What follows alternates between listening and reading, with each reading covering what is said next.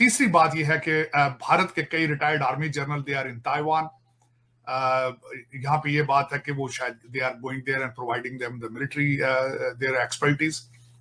उन्होंने China is going through many issues internally, उनकी economy भी डिफ्लेशन का शिकार है। एक तो एक लफ्ज होता है इन्फ्लेशन, एक होता है डिफ्लेशन।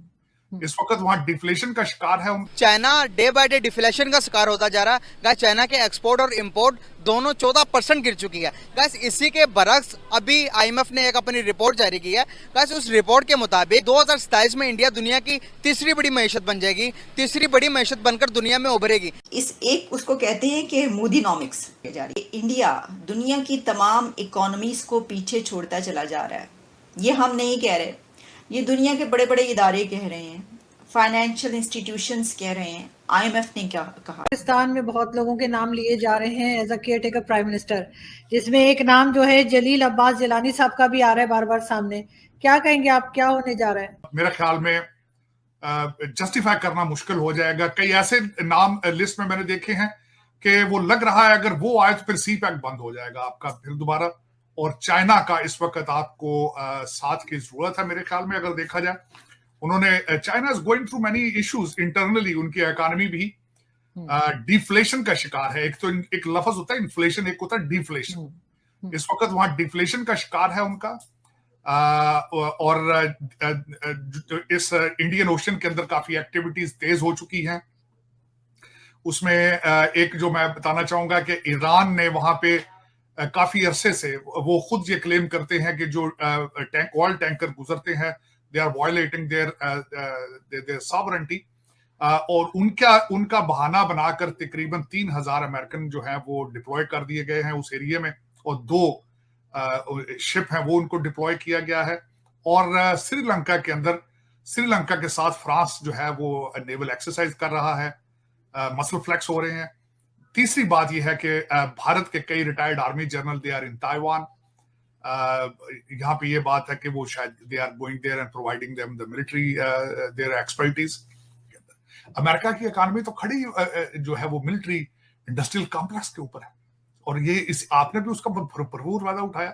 आपके भी यहाँ पे हर वक्त जो वॉशिंगटन डीसी और डिफेंस यूनिवर्सिटी के अंदर हर वक्त लाइनें होती थी आपके आर्मी के अफसरान की। इस एक उसको कहते हैं कि मोदीनॉमिक्स ये चल रहा है ना, जैसे बाइडेनॉमिक्स भी चलता रहा है, इसी तरीके से उसमें ये कि क्या ये जो इरा है उनके प्राइम मिनिस्टर नरेंद्र मोदी साहब का, उस दौरान जो है वो कितनी जीडीपी ग्रोथ हुई और कैसे जो इकोनॉमी है वो कैसे आगे जा रही है। इंडिया दुनिया की तमाम इकोनॉमीज को पीछे छोड़ता चला जा रहा है। ये हम नहीं कह रहे, ये दुनिया के बड़े बड़े इदारे कह रहे हैं, फाइनेंशियल इंस्टीट्यूशंस कह रहे हैं, आईएमएफ ने क्या कहा है। आईएमएफ ने क्या कहा है वो भी आपके सामने रखें।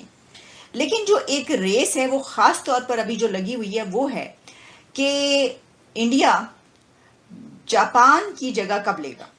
ठीक है, बात तो ये है, गो के अभी जर्मनी है बीच में, लेकिन जो हालात चल रहे हैं उसमें जापान की को टारगेट है। जापान 3rd लार्जेस्ट इकोनॉमी, आप जानते हैं, पहले नंबर पर अमेरिका, दूसरे नंबर पर चाइना और तीसरे नंबर पर जापान। अब कब तक और कैसे, तो पहले तो आप ये जान लीजिए कि अगर आप ये देखें कि ये जो पिछले 9-10 सालों पर नजर डाल लें अगर आप मोदी इरा पर, तो उसमें रिपोर्ट्स ये बताती हैं कि इंडिया की जो जीडीपी है वो 83% ग्रो की है, यानी पहले की निस्बत। प्रीवियस ईयर्स अगर आप 90s डेकेड और उसमें उससे पहले के उसमें जाते हैं तो 83% जो है वो ग्रो की है। और जो चाइना है उसने 84% ग्रो किया है। यानी हम बता रहे हैं कंट्री की जीडीपी के हवाले से जितना उसकी है, हम ये नहीं कह रहे कि उसकी जीडीपी नीचे और इसकी नीचे, नहीं, मैं आपको ये बता रही हूँ कितना ग्रो किया, कितने % ग्रो किया। और उसमें ये बात अब कही जा रही है कि इंडिया बहुत जल्द जो है वो जर्मनी और जापान को पीछे छोड़ेगा। अगर हम पहले जर्मनी की बात कर लें तो जर्मनी जो है इस वक्त वो रिसेशन के मूड में है। ये बात क्यों कही जा रही है जर्मनी के हवाले से कि जो इंडिया की ग्रोथ है वो बहुत कमाल की जा रही है। अगर आप पिछले 1-2 सालों में 2022 का भी आप उठाकर देखिए तो उसमें 7% से ज़्यादा है, और अभी भी 7% से ज़्यादा जिसकी जीडीपी ग्रो कर रही होगी। जबकि जो जर्मनी के फैक्ट्स एंड फिगर्स बताए हैं आईएमएफ समेत दूसरे जो फाइनेंशियल इंस्टीट्यूशंस हैं उन्होंने बताया है कि उसकी जो जीडीपी ग्रोथ है वो बहुत कम हो रही है और होगी, और बिल्कुल कोई भी मुकाबला नहीं। कहीं पर मैंने देखा 1 पॉइंट समथिंग, 0 पॉइंट समथिंग का भी कुछ आया। इस तरीके से ये फैक्ट्स एंड फिगर्स आ रहे हैं, क्योंकि वहाँ पे ख़ास तौर पर कोविड के बाद से भी बड़ी प्रॉब्लम रही और इस वक्त भी उसको इसी तरीके से देखा जा रहा है। लोगों को हमारी वजह से तकलीफ हुई, चाहे वो भारत हो या अफगानिस्तान हो, वो इतनी आसानी से भूलेंगे तो नहीं जो कुछ प्रॉब्लम है। आरजू लीडरशिप की जरूरत है, पाकिस्तानी लीडरशिप की जरूरत है जो इन चीजों के बारे में सही फैसले कर सके, सही फैसले कर सके। अफगानिस्तान के केस में कहते हैं ना, स्टिक एंड कैरेट पॉलिसी रखनी चाहिए कि उनको पता हो कि इनके साथ मैस भी नहीं करना और साथ आप उनके ट्रेड भी करें। मैं हमेशा इस चीज की मिसाल देता रहता हूं, आप भारत और चाइना के रिलेशनशिप देखें, बॉर्डर कॉन्फ्लिक्ट भी है, एक दूसरे के सामने फौजें भी खड़ी हैं, लेकिन ट्रेड भी हो रहा है।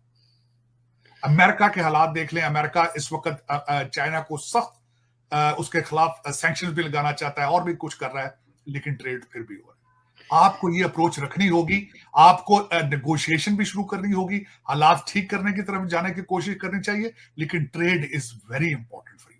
भारत के साथ रिलेशनशिप जो है वो सिर्फ वो इंसान कर सकता है जिसको पाकिस्तान का कोई दर्द हो, पाकिस्तान का फायदा सोचता हो, पाकिस्तान का सर्वाइवल सोचता हो, पाकिस्तान की तरक्की सोचता हो। भारत के साथ सिर्फ वही नेगोशिएट कर सकता है, क्योंकि भारत के साथ ट्रेड आपकी जरूरत है। आपके इन्फ्लेशन को कंट्रोल करने के लिए जरूरी है आप भारत के साथ ट्रेड करें। ट्रेड तभी होगा जब आपके उनके साथ कोई रिलेशनशिप हो। आपके अफगानिस्तान के साथ ट्रेड जरूरी है, तभी हो सकता है वो करेगा जो उसको पाकिस्तान के साथ प्यार होगा, जिसके बच्चे पाकिस्तान में रहते होंगे, जो चाहता होगा कि पाकिस्तान सर्वाइव करे, पाकिस्तान तरक्की करे। तो आपको इनमें से कोई नजर आता है तो मुझे बता दें। ये सारे फॉरेन आपके जितना ब्यूरोक्रेसी और ये फ्रॉड कंपनियां, फ्रॉड, मैं तो उनको फ्रॉड कंपनियां कहूंगा जो पॉलिटिकल पार्टीज आप कहते हैं, इनमें से किसी का बच्चा पढ़ता है पाकिस्तान में, को पढ़ता रहता है, कोई सवाल ही नहीं पड़ता। इनको क्या जरूरत है? ये भारत के साथ ट्रेड तो वो करेगा जिसके बच्चे पाकिस्तान, जिसको पाकिस्तान का फ्यूचर चाहिए होगा, बिल्कुल, तो वो करेगा ना। तो इनमें तो कोई शख्स नहीं।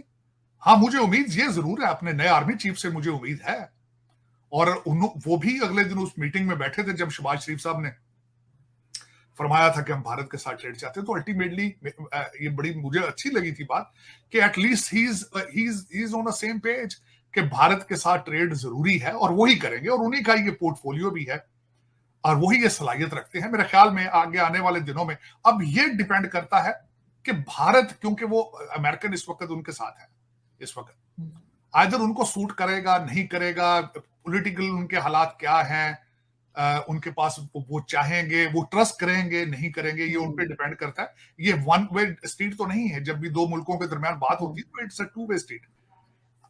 जिस तरीके से मैंने आपको पहले भी एक दफा कहा, जितनी नफरत इस वक्त बंगाली आपसे करते हैं, उतनी ही नफरत अफगानी बच्चे आपसे करते हैं, क्योंकि उनको बताया गया है कि आपके इंटरेस्ट को पाकिस्तान ने बेचा है, और इसमें कोई ढगी छुपी बात नहीं है। आपने लंदन में प्रॉपर्टियां, टोरंटो के महल्लात जो हैं वो रुपयों से नहीं खरीदे, ये अमेरिकन डॉलर से आए थे, और अफसोस के साथ कि वो कंटेनर्स में जाते थे, डॉलर इतने गए वहां पे, और आपने भरपूर फायदा उठाया उसका। और सबसे बड़ी वजह यह है कि उन्हीं डॉलरों के तो आज भी गश पड़ रहे हैं आप, कि किसी तरीके से फिर डॉलरों की बारिश हो।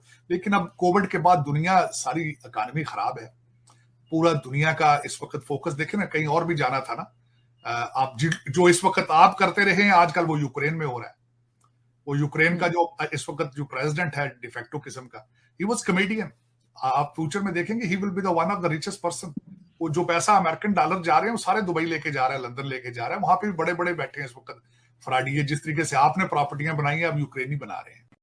और ऐसे ही तमाम जानकारियों के लिए हमारे वीडियो को लाइक करें, सब्सक्राइब करें और बेल आइकन को दबाना ना भूलें।